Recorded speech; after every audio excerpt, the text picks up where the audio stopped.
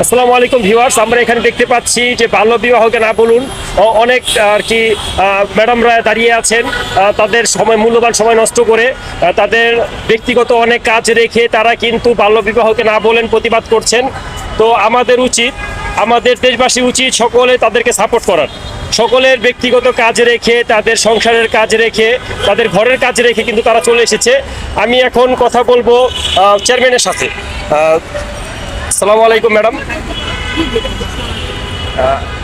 বাল্য বিবাহকে না বলুন দেখতে পাচ্ছি এখানে খুব সুন্দর একটা অনুষ্ঠান আপনারা করতে যাচ্ছেন। এটাকে আর কি কিভাবে আপনাকে আমরা সাপোর্ট করতে পারি, দেশবাসী কিভাবে সহযোগিতা করতে পারে এই প্রসঙ্গে কিছু বলুন আপনি। আমরা ইনামের ক্লাব অফ স্কাটার ডিস্ট্রিক্ট 3 to 8 থেকে এসেছি।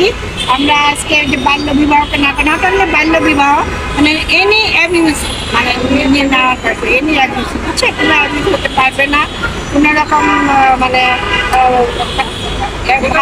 ভায়োলেন্স হবে না। এগেইনস্ট দ্য ভায়োলেন্সের জন্য আমরা এই কাজটা করছি,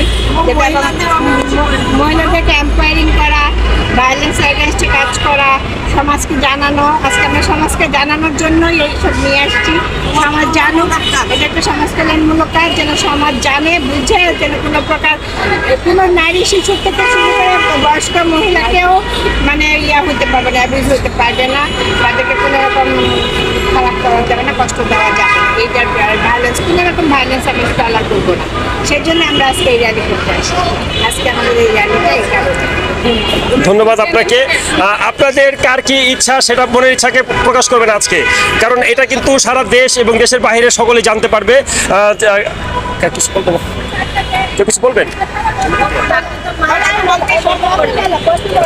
আমরা যে উদ্দেশ্যে আজকের এই আন্দোলনটা করছি সেটা হলো নারীর যে সংবিধান বিভিন্ন সমস্যা, নারী শিশু আমরা এখন কথা বলবো ওনাদের একজন প্রতিনিধির সাথে।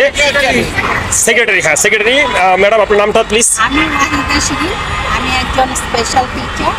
আমরা আজকে যে আন্দোলনটা করছি এটা হলো আমাদের ইন্টারন্যাশনাল অরেঞ্জ ডে।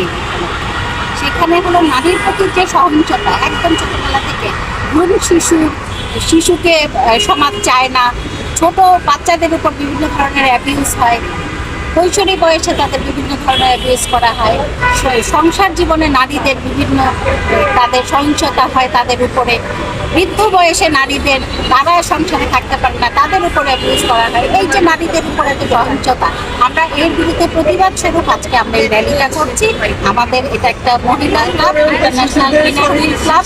সেই ক্লাবের আমি সেক্রেটারি। আমরা সবাই মিলে চাই যে নারীর প্রতি এই ধরনের সহিংসতা না হয় এবং সমাজ আমাদের সুরক্ষা